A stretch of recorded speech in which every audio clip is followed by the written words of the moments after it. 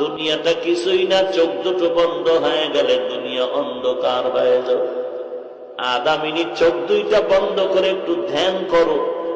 যদি তোমার আজকে রাতের বেলা মরণ হয়ে যায়, তোমার আপনেরা সবাই ঘর থেকে নামায় দিবে, নামায় বলবে তাড়াতাড়ি বাহিরে লাশটা নামাইয়া পলিথিন দিয়ে পেঁচায় ভেতর দিয়ে দরজাটারে আটকায় ভেতরে বাতি জ্বালায় অপেক্ষা কর। টেলিফোন করে সবাই রে ডাকবে আর বলবে আয় আয় বাবারে তাড়াতাড়ি কবরে রাখতে হবে। এরে আল্লাহর গোলাম, সকাল হওয়া মাত্র কেউ যাবে ইমাম সাহেবের খবর দেওয়ার জন্য, হুজুর আমার বাড়িতে লাশ, জানাজা না পড়িয়া কেউ যাবেন না।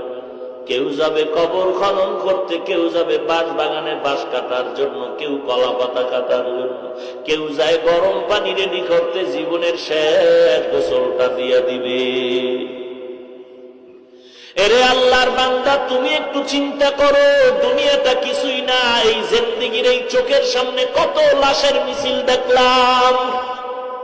কই গেল আমার দাদা, কই আমার নানা, কই আমার চাচা, এক এক করে সবাই বিদায় হয়ে গেল। কই আমার বন্ধু, এক এক করে সব বিদায় হয়ে গেল। কখন জানি মাইকে আমার আওয়াজটাও এসে যায়।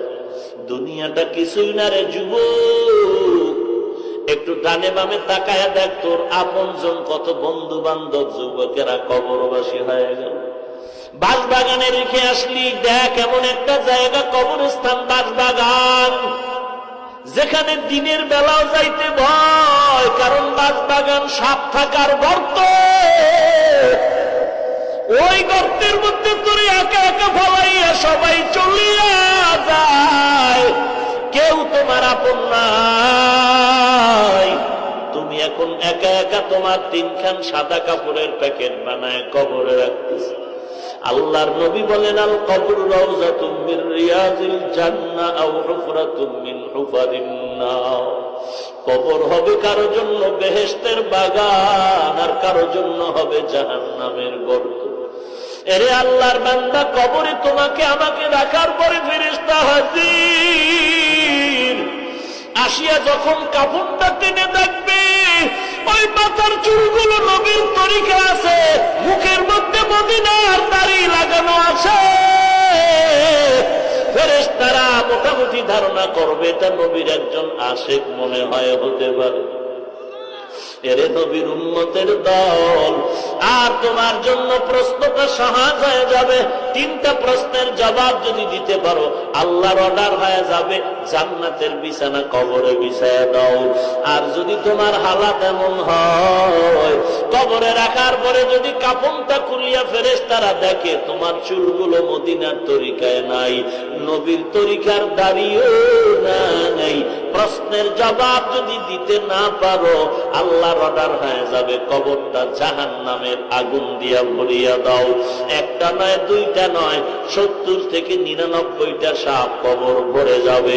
এরে নবীর উম্মতের দল, মদিনার নবী বলেন, বেনামাজি নাফরমানের কবরের দুই পার্শ্ব থেকে মাটি এমন জোরে চাপ দিবে, চাপের কারণে পাঁজরের হাড্ডি চুরমার হয়ে যাবে।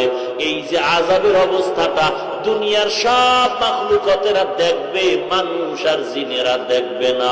যদি দেখতো কেউ সংসার করতে পারত না।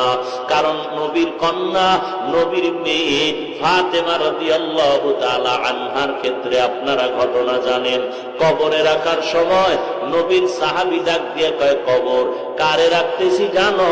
নবীজির কন্যা, নারীদের সরদারিনী ফাতেমা রাদিয়াল্লাহু আনহা। ইমাম হাসান ও হুসাইন তার মা, হযরত আলীর স্ত্রী, ব্যবহার খারাপ যেন না হয়।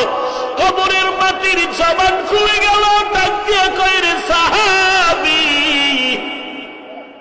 আমি মাটি ফাতেমাও চিনব না, হাসানের পরিচয় চলবে না। আমি মাটির ব্যবহার হবে ইমানের আমলের মাধ্যমে। যদি পরিচয়টা ভালো, আমল নিয়ে আসো, ব্যবহার ভালো হয়ে যাবে। আর যদি ব্যবহার আমল যদি খারাপ হয়, তো আমি মাটির ব্যবহার এতই যে কঠিন, এক সেকেন্ডের জন্য সার নাই।